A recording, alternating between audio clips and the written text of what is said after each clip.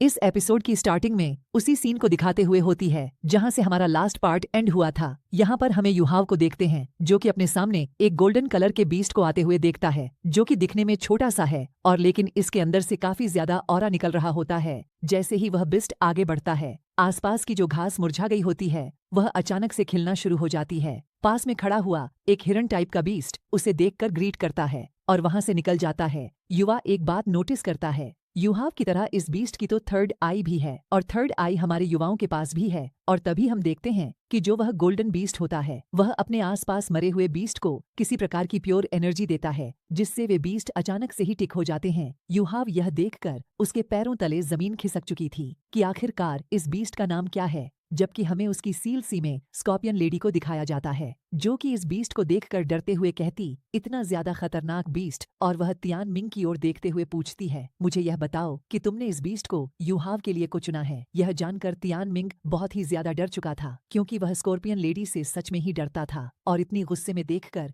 वो काफी ज्यादा डर जाता है। स्कॉर्पियन लेडी कहती है कि तुम खुद तो मरोगे और मुझे भी मरवाना चाहते हो। क्या तुम यह जानते हो कि यह कितना खतरनाक होने के साथ साथ पूरे के पूरे स्टार डुओ फॉरेस्ट के इस एरिया का एम्परर है। और यह जानकर वहां पर तियान मिंग कहता है, हाँ मुझे यह बात पता थी पर यह कंफर्म नहीं था। मैं तो वो जो सेकंड वाला बीस्ट था जिसके 2 सिर थे उसकी बात कर रहा था। अब अगर हम यहाँ आ ही गए हैं तो क्यों न हम युवाओं के लिए इसे ही पकड़ लेते हैं। यह जानकर स्कॉर्पियन लेडी बहुत ज्यादा गुस्सा होते बोलती है, मैं तुम्हें जिंदगी नहीं छोड़ूंगी। इस पर तियान मिंग बहुत ही ज्यादा डर चुका हुआ होता है और तियान मिंग सोल सी में इधर उधर भागना शुरू कर देता है। स्कॉर्पियन लेडी उसका पीछा करती है और अपनी पूंछ से उसको पकड़ के उसके गाल को लाल कर देती है और कहती है, मैं तुम पर थोड़ा बहुत भरोसा करती हूँ, इसका मतलब यह नहीं है कि तुम मेरी जान को ही ले लोगे। और तियान मिंग बेचारा अभी भी डर रहा था। स्कॉर्पियन लेडी बताती है कि golden beast star Duo forest के एक एरिया का मालिक होता है। उस एरिया के बाकी सारे उससे कम कल्टीवेशन लेवल वाले बीस्ट, ज्यादा कल्टीवेशन लेवल वाले बीस्ट उसका सम्मान करते हैं। साथ ही साथ जो उसका प्योर एनर्जी होती है वह एक प्रकार की एरिया तक ही सीमित रहती है, जिसकी वजह से स्टार डुओ फॉरेस्ट में एक नहीं दो नहीं बल्कि जितने भी एरिया हैं उनके एक अलग अलग एमरन होते हैं। और स्कॉर्पियन लेडी बताती है कि अभी युहाव जहाँ खड़ा हुआ है उस जगह का एम्परर और कोई नहीं बल्कि यही गोल्डन बीस्ट है। यह जानकारी हुआ युहाव जो कि उसे देख रहा है तो वह कहता है, यह किस प्रकार का बीस्ट है। स्कॉर्पियन लेडी युहाव को बताती है, युहाव जहां हो वहीं खड़े रहना, कहीं भी आगे जाने का बिल्कुल भी ट्राई मत करना, बिल्कुल भी, क्योंकि युहाव इससे पूछता है। स्कॉर्पियन लेडी बताना शुरू कर देती है कि एम्परर बीस्ट बहुत ज्यादा खतरनाक होने के साथ साथ उन्हें हीलर बीस्ट के नाम से भी जाना जाता है, जो कि अपनी पावर से बाकी सारे मरे हुए बीस्ट को जिंदा करने की पावर रखते हैं और उनकी सारी की सारी इंजरी को भी हिल कर सकते हैं। साथ ही साथ इनकी एक खास बात यह होती है कि यह भले ही कम कल्टीवेशन लेवल पर हो, ये अपने इस बड़े कल्टीवेशन लेवल वाले बीस्ट को आसानी से ही मार सकते हैं। स्टार डुओ फॉरेस्ट का जो किंग है, मतलब स्टार डुओ फॉरेस्ट का एक बहुत ज्यादा पावरफुल जानवर बीस्ट बोल सकते हैं। तो इस पर युहाव कहता है, अगर ऐसा है तो यह यहाँ पर क्या कर रहा है, और साथ ही साथ जो वह डबल सिर वाला बीस्ट था वो इससे डर क्यों रहा था। स्कॉर्पियन लेडी इसे बताती है, लगता है कि जो बीस्ट डर के भाग रहा था वो इसका दुश्मन होना। स्कॉर्पियन बताती है कि हर बीस्ट का अपना पर्टिकुलर एरिया होता है और जो गोल्डन स्पिरिचुअल बीस्ट है उसका एक पर्टिकुलर एरिया होता है। इसके अंदर उसने कदम रख दिया होगा जिस वजह से वो बीस्ट भाग रहा था। इनकी ऐसी बात चल ही रही होती है, तभी गोल्डन बीस्ट युहाव के वहां पर प्रेजेंस के होने का एहसास लगा चुका था। युहाव अभी तक अपने प्रेजेंस को छुपाकर रखा हुआ था ताकि वह किसी के भी पहचान में न आए, लेकिन गोल्डन बीस्ट से कौन बच सकता है। गोल्डन बीस्ट अपनी लाइटनिंग ट्रिब्यूट की पावर का यूज करते साथ ही अटैक करता है। युहाव जिस पत्थर के पीछे छुपा हुआ था वह वहां से उड़ जाता है। युहाव उस गोल्डन बीस्ट के सामने था। गोल्डन बीस्ट बहुत ही ज्यादा घूर रहा होता है, जैसे कि वह युवा को खा ही जाएगा। युवा उसे अपने सामने देखकर कहता है कि मैं तुम्हें किसी प्रकार की हानि पहुंचाने नहीं आया हूँ, मैं तो यहाँ पर अपने काम को करने के लिए आया था, क्योंकि मैंने अपने यहाँ पर एक प्रकार के वेपन को छोड़ दिया था। अब यह बातें कहाँ समझ में आने वाली थी। आप जानते हैं गोल्डन बीस्ट लगातार युवा के पास आगे बढ़ते हुए उसका काम तमाम करने ही वाला होता है कि तभी हमें मैक्रोमेंशर को दिखाया जाता है, जो कि अपनी थर्ड आई का यूज करते साथ गोल्डन बीस्ट के ऊपर किसी प्रकार का बैरियर बना देता है और कहता है कि तियान मिंग और स्कॉर्पियन लेडी के लिए खतरनाक तो है पर मेरी अकॉर्डिंग उतना ज्यादा पावरफुल नहीं है। इसकी जो तुम थर्ड आई देख रहे हो, अगर तुम अपनी थर्ड आई के साथ इसको कंबाइन कर लेते हो, एक दूसरे के साथ अपनी पावर को शेयर अप करते हो, तो तुम्हें भी फ्यूचर देखने की पावर मिल जाएगी। इस पर युहाव कहता है,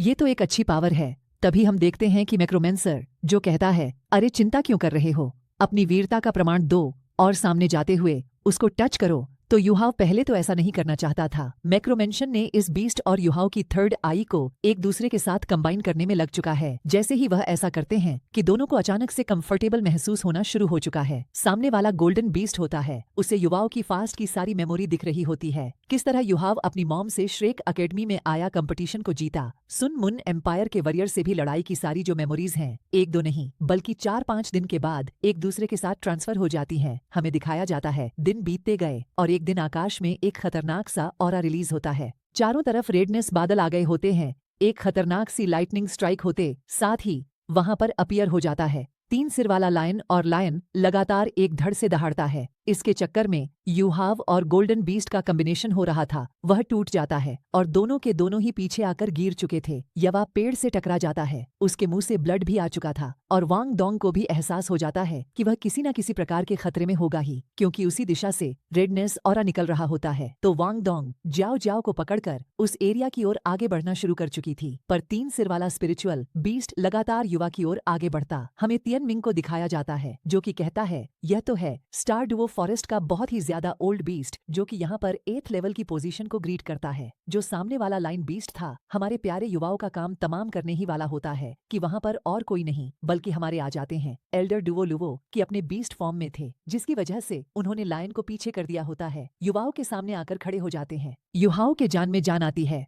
तुम्हारी हिम्मत कैसे हुई सेख अकेडमी के स्टूडेंट को तुमने छूने की और टच करने का कैसे ही ट्राई किया। आज मैं तुमको जिन्ना नहीं छोड़ूंगा, भले ही युहाव की कोई भी गलती हो, किस प्रकार की भी गलती हो, बट मैं तुमसे नहीं डरता। जो लाइन होता है वह भी सिमिलर बात बोलता है और दोनों के दोनों ही एक दूसरे से फाइट करने के लिए तैयार होते हैं। लाइन ने अपनी पावर को एक्टिवेट कर लिया था, जबकि डुओ लुवो ने भी अपनी मार्शल सोल रिंग को एक्टिवेट कर लिया होता है और वह भी अब बड़े होते हुए आकार में खतरनाक से जाइंट बीस्ट का रूप धारण कर लेते हैं। दोनों ही जैसे ही आपस में टकराते हैं, इनके बीच में काफ खतरनाक से स्पेशल एनर्जी का ब्लास्ट हो रहा था, जिसके चक्कर में जो वह गोल्डन बीस्ट होता है वह अचानक से ही पीछे आ जाता है। डू लुवो अपनी पूरी जान लगाकर एकदम से पुश कर देते हैं लाइन को और लाइन पीछे जा चुका है। लाइन एक बात समझ जाता है कि डुओ लुवो कमजोर नहीं है, जबकि डुओ लुवो उसे देखकर कहता है तुम मुझे नहीं हरा सकते। यह जानकर लायन को भी समझ में आ जाता है यह सच बोल रहा है। तब लायन कहते हैं कि तुमने हमारे गोल्डन स्पल बीस्ट को मारना चाहते हो, इसलिए हम तुम्हें मार डालेंगे। अब गोल्डन स्पेशल बीस्ट का नाम सुनकर डुओ लुवो भी हैरान हो चुका था, जबकि युहाव अपने एल्डर से बोलता है नहीं नहीं मास्टर, यह गलत बोल रहा है,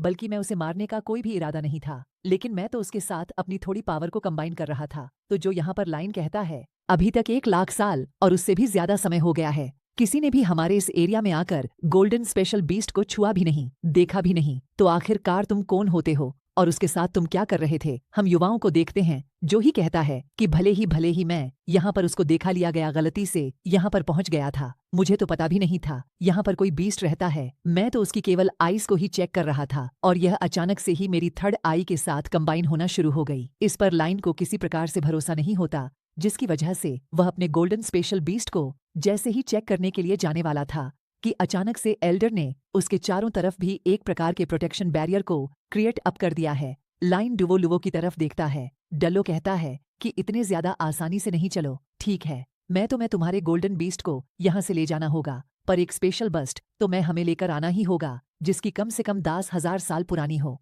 जो कि हमारी युवाओं को मिल जाए। युवाओं कहता है नहीं 15,000 साल पुरानी सोल बोन चाहिए। इस बात को सुनकर एल्डर युवाओं से पूछते हैं क्या तुम उसे संभाल लोगे अपनी थर्ड रैंक के लिए। युहाव कहता हाँ, मेरे पास एक गुप्त टेक्निक है जिसकी सहायता से मैं बहुत ज्यादा पावरफुल और 15,000 साल कम से कम वाले को तो थर्ड सोल रिंग बना सकता हूँ। डुओ लुवो कहता है अच्छा ठीक है, तुमने 15,000 साल वाले एक स्पेशल बीस्ट को लेकर आओ, अपने गोल्डन स्पेशल बीस्ट को लेकर चले, अब जाओ। और ऐसा कहते हुए लायन वहां से निकल जाता है और गोल्डन स्पिल बीस्ट उसकी युहाव के साथ मेमोरी कंबाइन हो चुकी थी, जिसकी वजह से युहाव के पल्लों को याद करता है किस तरह युवा फाइट करता था, पावरफुल बना और वांग डोंग के साथ उसका कॉम्बिनेशन कितना ज्यादा ही अच्छा है। इसीलिए युहाव से कहता है युहाव तुम तो वाकई में काफी ज्यादा ही अच्छे हो। वह इंतजार कर ही रहे होते हैं कि तभी वहां पर वांग डोंग जाओ जाओ आ जाते हैं, जो कि कहते हैं आखिरकार यहाँ पर क्या हुआ था। अरे कोई बात नहीं, कुछ नहीं। जबकि जाओ जाओ वांग डोंग गोल्डन बीस्ट को देखकर काफी ज्यादा एक्साइटेड लग रहे होते हैं।